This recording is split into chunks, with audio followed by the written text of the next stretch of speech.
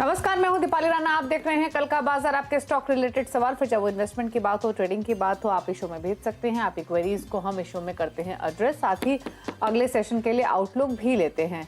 और फटाफट से देख लेते हैं कि कैसे आप पार्टिसिपेट कर सकते हैं इस शो में। नोट कर लीजिए सभी तरीके इस शो में आने के। 7045220000 हमारा व्हाट्सएप नंबर है। फेसबुक ट्विटर पर ये शो लाइव जा रहा है, आप लाइव देख भी सकते हैं और अपने क्वेश्चंस भी पोस्ट कर सकते हैं हैशटैग आस्क आवाज लिखकर। हमारे साथ हैं आज DRS फिनवेस्ट के फाउंडर डॉक्टर रवि सिंह। रवि नमस्कार, स्वागत है आपका। रवि से आउटलुक लेंगे कल के मार्केट के लिए, लेकिन फटाफट से एक रिकैप आपके सामने लेकर आते हैं। आज वीकली एक्सपायरी के दिन बाजार में काफी सीमित दायरे में कारोबार दिखा। सेंसेक्स 5 और निफ्टी 10 अंक गिरकर बंद हुए। सबसे ज्यादा एक्शन अगर कहीं तेजी की तरफ था तो ऑयल एंड गैस में था, रियल्टी इंडेक्स में था। फार्मा स्टॉक्स में दबाव देखने को मिला आज के कारोबार में। एफआईज ने खरीदारी की है 255 करोड़ की, डीएस ने भी खरीदारी की है 457 करोड़ की। तो बताइए रवि, कल के लिए आउटलुक क्या है पहले? अब बिल्कुल इस समय निफ्टी साइडवेज जोन में है और नीचे पे साइड पे अगर देखते हैं तो 19,780 का काफी स्ट्रांग सपोर्ट देखने को मिल रहा है। अपर साइड पे जाते हैं तो वापस से 18,880 का एक रेजिस्टेंस है। अभी अगर देखा जाए तो मुझे लगता है मार्केट में थोड़ा बहुत बुलिशनेस यहाँ पर और देखने को मिलेगी और जल्दी एक वीक के हिसाब से अगर देखते हैं तो मार्केट वापस से आपको 20,000 के लेवल हिट करती हुई नजर आएगी। फिलहाल लोअर लेवल पर यहाँ पर बाइंग की स्ट्रैटेजी रखनी चाहिए। स्टॉक स्पेसिफिक मिड कैप के स्टॉक्स में यहाँ पर ज्यादा मोमेंटम दिख सकता है और खासतौर से ओवाई डेटा को अगर देखते हैं तो काफी स्ट्रॉन्ग सपोर्ट यहाँ पर 19,700 का देखने को मिल रहा है, क्योंकि ज्यादा से ज्यादा वहां पर पुट राइटिंग देखने को मिल रही है, वो एक सपोर्ट के तरीके से देखने को मिल रहा है। बैंक निफ्टी की बात करें तो उसमें भी 43,100 काफी स्ट्रॉन्ग सपोर्ट की तरीके से नजर आ रहा है और अप साइड की मोमेंटम में ये एक बार 43,750 और 800 के लेवल दिखा सकता है। तो फिलहाल निफ्टी हो या बैंक निफ्टी, थोड़ा सा करेक्शन अगर आता है तो वापस से डिप पे बाय की स्ट्रेटजी रखनी चाहिए। ओके, चलिए, तो ये तो आउटलुक रहा बाजार पर कल के पर्सपेक्टिव से। फटाफट से लेते हैं आपके सवाल। सागर पहले कोरा हमारे साथ कनेक्टेड है पुणे से। सागर नमस्कार, बताइए क्या सवाल है आपका? जी मैम, मैंने बैंक ऑफ इंडिया 1,000 शेयर लिया था 107 के प्राइस से। ओके, और आपका होराइजन क्या है इसमें? अभी तो आपके भाव के आसपास ही है, बट ये इन्वेस्टमेंट का पर्सपेक्टिव है या ट्रेडिंग के लिए लिया है आपने? ट्रेडिंग के लिए लिया हूँ मैं। ओके, ट्रेडिंग का view Ravi, Bank of India में 107 के बाएंगे, क्या करें? देखिए दीपाली जी, रिसेंट इसने अभी 110 रुपए का हाई बनाया था, वापस 104 रुपए के पास चल रहा है और मुझे लगता है कि यहाँ पर 102 रुपए के स्टॉप लॉस से इनको बने रहना चाहिए और अगर थोड़ी फ्रेश बाय भी करना चाहते हैं तो इन लेवल्स पर कर सकते हैं। अपसाइड टारगेट, मोमेंटरी टारगेट अगर देखते हैं तो वापस से 109 110 देखने को मिलेगा। अब चूंकि इनका ट्रेडिंग का नजरिया है तो फिलहाल अभी ये टारगेट लेकर चल सकते हैं, लेकिन अगर पोजिशनल कन्वर्ट करते हैं तो मुझे लगता है कि साल 6 महीने के हिसाब से देखें तो 125 रुपए तक के टारगेट जाते हुए नजर आएंगे। तो अच्छी जगह पे पाएंगे, थोड़ा सा वेट कर लें, थोड़ा लॉस जरूर है लेकिन वापस रिवर्ट करेगा, प्रॉफिट की तरफ कन्वर्ट हो। ओके, बात करेंगे जितेंद्र से। हाथरस उत्तर प्रदेश से हमारे साथ कनेक्टेड है। जितेंद्र नमस्कार, बताइए क्या सवाल है आपका? नमस्कार मैम। मैम, मेरे इंडियन ओवरसीज बैंक के 241 शेयर्स हैं 43.7 से। एक साल के इन्वेस्टेड रहना चाहता हूँ, क्या रहेगा? अभी तो थोड़ा लॉस में चल रहा है। इंडियन ओवरसीज बैंक 1 ईयर का पर्सपेक्टिव 43 की बाइंग है, थोड़ा नीचे इनके खरीदारी के प्राइस से। रवि, क्या सजेशंस? देखिए इस स्टॉक में भी अगर देखते हैं तो दीपाली जी 50 रुपए के बाद से एक गिरावट का ट्रेंड देखने को मिला था और बॉटम अगर देखते हैं तो वापस आपको 37 का बॉटम देखने को मिला था। तो अभी चूंकि इनका लॉन्ग टर्म प्रोस्पेक्ट्स है तो शॉर्ट टर्म में 37 का लेवल का थोड़ा ध्यान रखें और लॉन्ग टर्म में 35 रुपए के स्टॉप लॉस, 35 के स्टॉप लॉस से बिल्कुल बने रहें। मुझे ऐसा लगता है कि वापस रिवर्ट करने के बाद ये 6 से 8 महीने के हिसाब से अगर देखते हैं तो करीब 50 रुपए और अगर साल भर का टारगेट रखते हैं तो वापस से 55 रुपए के आसपास तक आपको टारगेट देखने को मिलेंगे। फिलहाल लॉन्ग टर्म के लिए स्टॉक अच्छा है, घबराइए नहीं, पोजीशन को होल्ड करके रखिए, जल्दी मुनाफा मिलेगा। शिवम है अहमदाबाद गुजरात से। शिवम नमस्कार, बताइए सवाल। हाँ जी मैम, गुड इवनिंग। मैं अहमदाबाद से बात कर रहा हूँ, मेरा नाम शिवम है और मेरे पास ONGC के 500 शेयर है 143 के लिए हुए हैं। ओके, और ये आपकी इन्वेस्टमेंट है?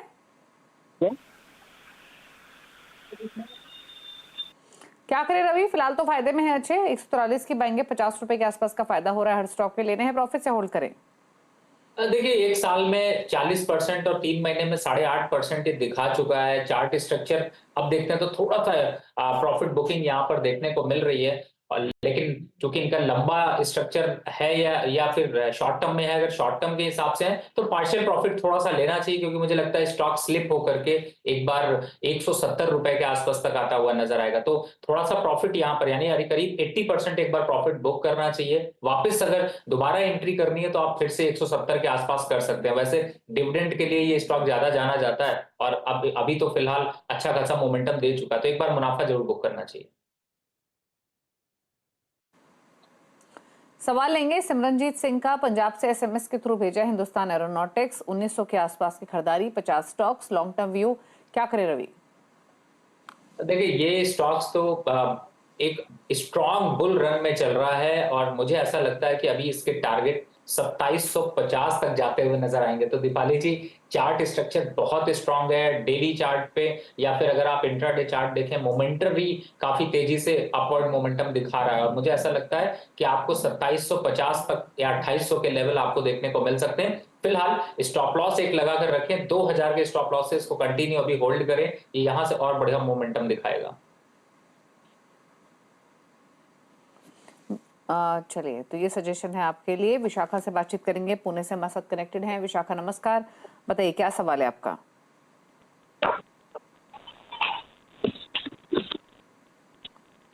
विशाखा, सवाल पूछिए प्लीज।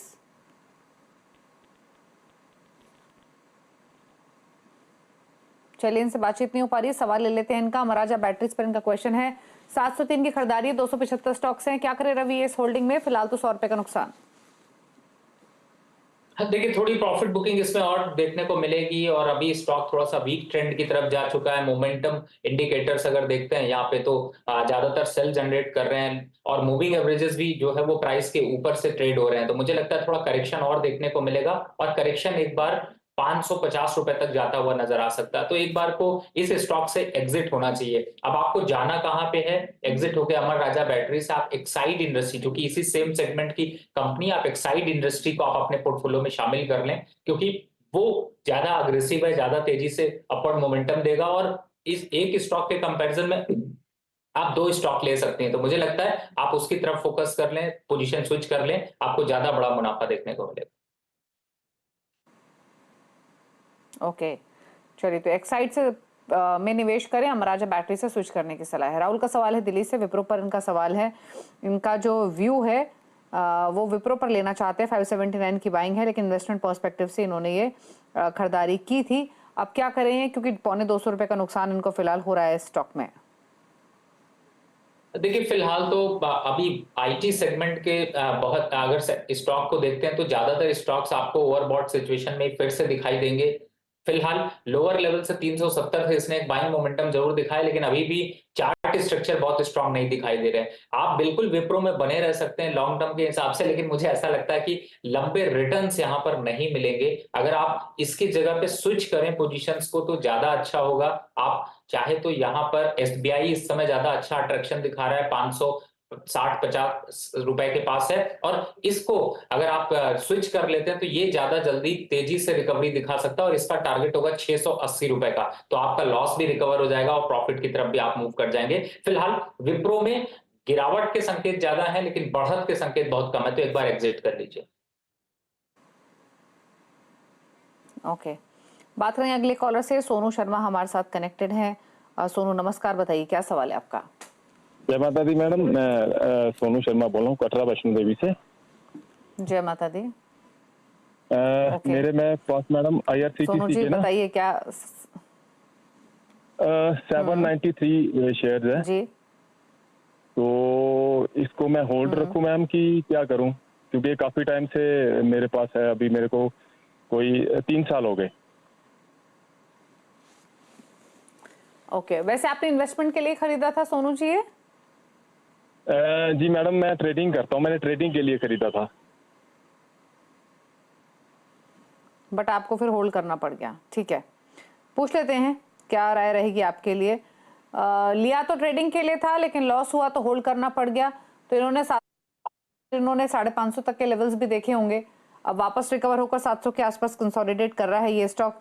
क्या सजेशन इनके लिए रवि? देखिए दीपाली मैम, वैसे तो चार्ट स्ट्रक्चर थोड़ा सा अभी ठीक लग रहा है, मुझे लग रहा है वापस अपसाइड में एक बार 750 और 60 के लेवल तक अचीव करा सकता है, तो आप अपनी पोजीशन को अभी कंटिन्यू जरूर रखें। लेकिन मुझे लगता है 750 के आसपास आता है तो वापस से एक बार सेठ बीसी आवाज पे क्वेश्चन डालिए, क्योंकि मुझे ऐसा लगता है ये स्टॉक उस दायरे पे आके वापस प्रॉफिट बुकिंग दिखाएगा और वहां से फिर से गिरावट के संकेत देगा। तो अभी तो चार्ट स्ट्रक्चर अच्छा है, एक स्टॉप लॉस डाल लीजिए 680 रुपए, 680 रुपीज का। उसके नीचे जाता तो वैसे भी एग्जिट कर लीजिए, और नहीं तो 760 आता है तो एक बार वापस से रिव्यू देखिए। ओके, चलिए, तो ये सजेशन है आपके लिए। बात करेंगे सुनील कुमार से, दिल्ली से हमारे साथ कनेक्टेड हैं। सुनील नमस्कार, बताइए क्या सवाल है आपका?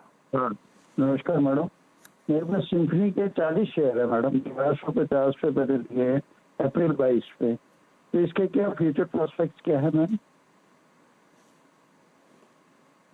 ओके, 1150 की बाइंग है, 872 पर कर रहा है ट्रेड, है इन्वेस्टमेंट, क्या करें इसमें और क्या आउटलुक सिम्फनी पर रवि यहाँ से?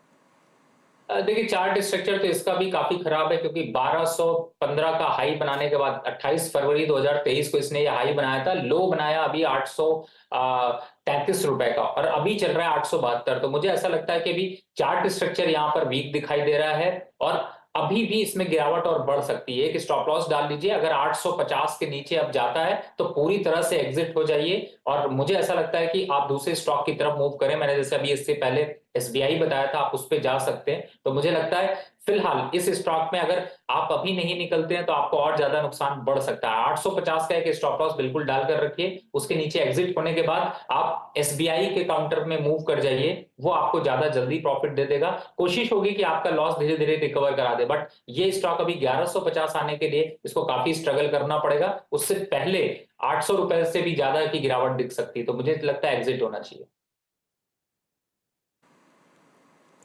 हेमराज सिंह का अगला सवाल है, और ये सवाल इन्होंने भेजा है पुणे से। हेमराज जी नमस्कार, बताइए कौन कौन से स्टॉक्स आपके पास है, क्या जानना चाहते हैं? मैम मेरे पास पेज इंडस्ट्रीज है, और उस क्या बोलते हैं वो अडानी ग्रीन सॉल्यूशन भी है, और ग्लैंड फार्मा भी है। तीनों स्टॉक है मैडम मेरे पास जी। मैं कोई 2 स्टॉक्स ले लेती हूँ आपके, आप अदानी एनर्जी सॉल्यूशंस और ग्लैंड फार्मा में बताइए आपका बाइंग प्राइस क्या है, क्या जानना चाहते हैं? मैडम मैंने पेज इंडस्ट्रीज ली है, मतलब उसके साथ 7 शेयर है मेरे पास। वो प्राइस है 47,454। मैंने 5/12/2022 बाइंग प्राइस तो बताइए प्लीज, पेज इंडस्ट्रीज में क्या है आपका? 47,454 है मैम। ओके, 45,454 है, 47,600 पर फिलहाल ये ट्रेड कर रहा है। पूछ लेते हैं क्या सजेशन रहेगा, क्या करें पेज इंडस्ट्रीज में? यहाँ पर तो बाइंग काफी ऊपर की है, ग्लैंड फार्मा में भी 981 की बाइंग है, क्या करें रवि दोनों शेयर्स में?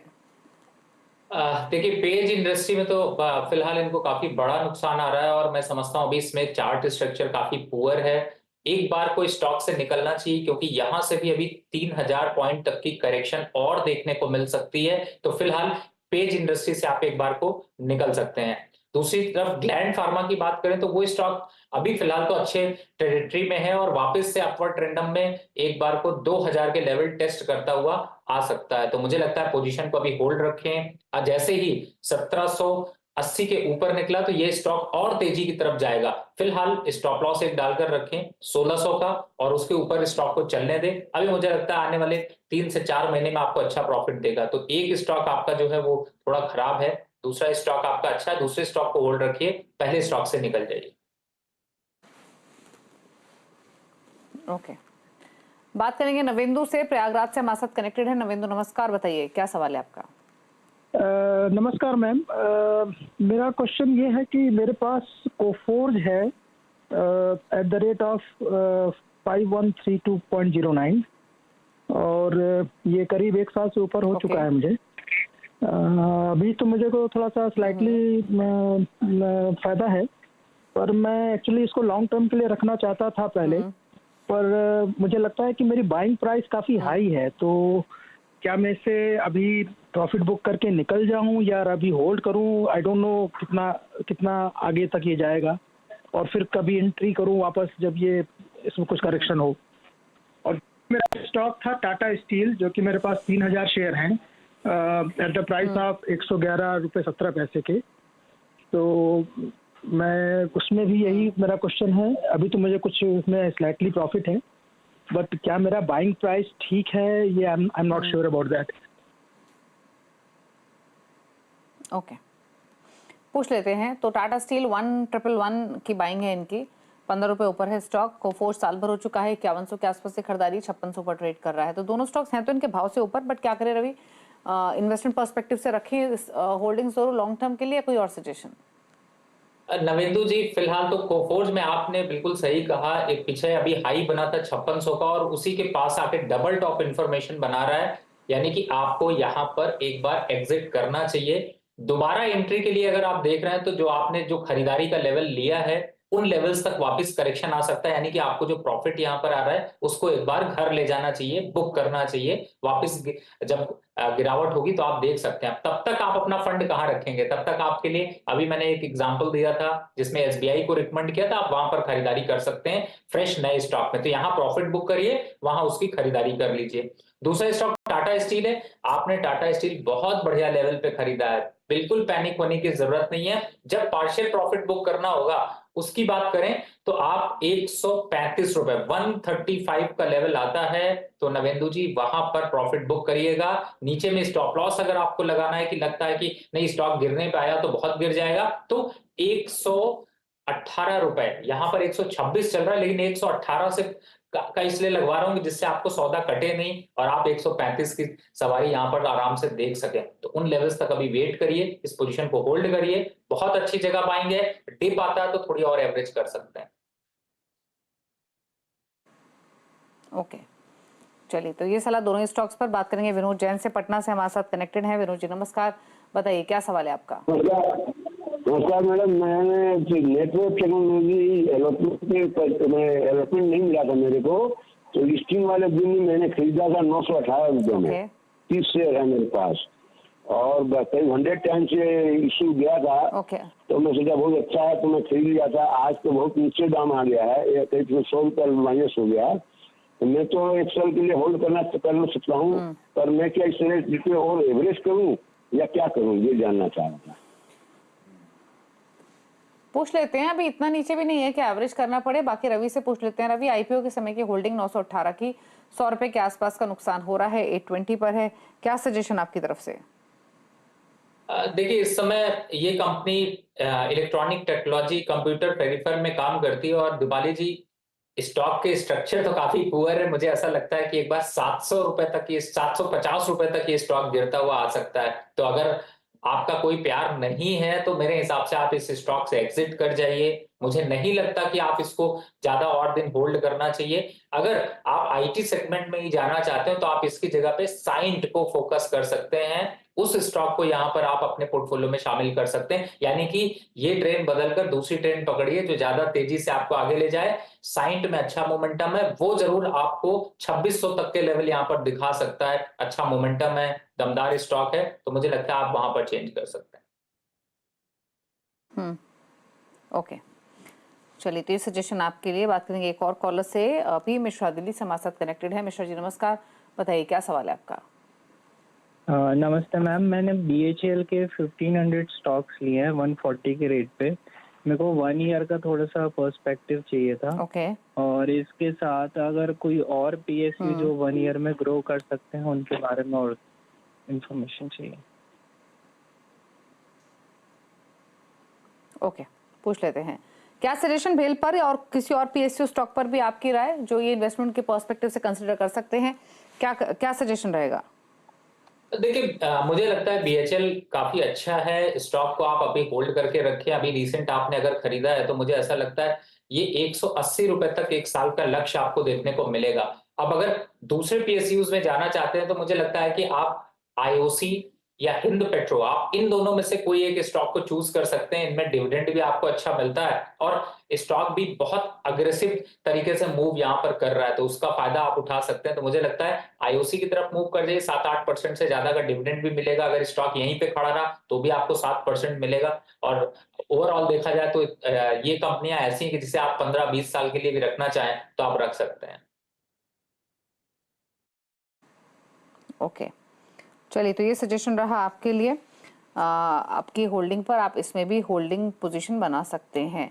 चलिए, तो ये तो बात ही कुछ क्वेरीज की। रुक रहे हैं इसी के साथ एक ब्रेक के लिए। ब्रेक के उस पार सोशल मीडिया से करेंगे क्वेश्चंस को पिक। जल्द वापस आते हैं।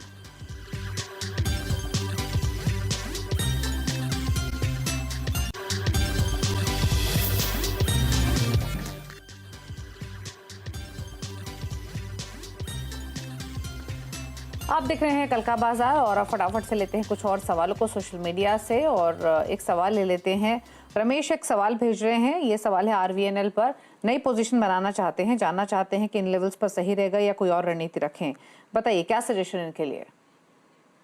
देखिए, इस समय आरवीएनएल जो है वो अच्छे स्ट्रक्चर पे है, 166 के पास चल रहा है। इंट्राडे पे भी अच्छा मोमेंटम ले रहा है और डेली चार्ट पे भी स्ट्रॉन्ग पैटर्न पे है। मुझे ऐसा लगता है यहाँ पर बिल्कुल खरीदारी करनी चाहिए। 160 का एक स्टॉप लॉस रखें, अपसाइड टारगेट देखते हैं तो आने वाले 1 महीने और करीब 15 दिन के हिसाब से तो 180 और 185 ये टारगेट आपको अचीव होते हुए नजर आ सकते हैं। तो बिल्कुल दीपाली जी, मुझे लगता है कि इनको होल्ड करना, नया फ्रेश पोजीशन यहाँ पर खरीद सकते हैं। आरती का सवाल है और ये सवाल इन्होंने भेजा लॉरस लैब्स पर। इनकी 512 की बाइंग है, पिछले 2 साल से होल्ड कर रही हैं, लॉन्ग टर्म व्यू है, क्या करें? देखिए, इस समय तो फार्मा सेक्टर के ज्यादातर स्टॉक्स में एक अच्छा मोमेंटम देखने को मिला और लॉरस लैब को अगर देखते हैं तो इसमें भी एक अच्छा मोमेंटम बना रहा, लेकिन ऊपरी लेवल से थोड़ी सी प्रॉफिट बुकिंग देखने को मिल रही है। तो अभी तो मेरे हिसाब से लॉन्ग टर्म है, पोजीशन होल्ड रखें। 360 रुपए का एक स्टॉप लॉस यहाँ पर डालकर रखें। अपसाइड टारगेट की बात करें तो 390 रुपए तक ये स्टॉक जाता हुआ नजर आएगा, वहां पर एक रेजिस्टेंस देखने को मिल सकती है। पोजीशन को भी होल्ड रखना चाहिए। अनुपम सिंह एक सवाल भेज रहे हैं ट्विटर पर। ईआईडी पैरी पर इनका सवाल है। 800 शेयर्स है, 508 की बाइंग, 1 साल का व्यू है। देखिए, इस स्टॉक में भी एक अपवर्ड ट्रेंड काफी तेजी से चल रहा है, तो मुझे ऐसा लगता है कि इस स्टॉक को भी यहाँ पर होल्ड करके रखना चाहिए। 580 रुपए तक ये जाता हुआ स्टॉक नजर आएगा। स्टॉप लॉस की बात करें तो 510 के स्टॉप लॉस से इसको होल्ड करके रखना चाहिए। ओके, तो होल्ड करने की सलाह है, ये सजेशन आपके लिए।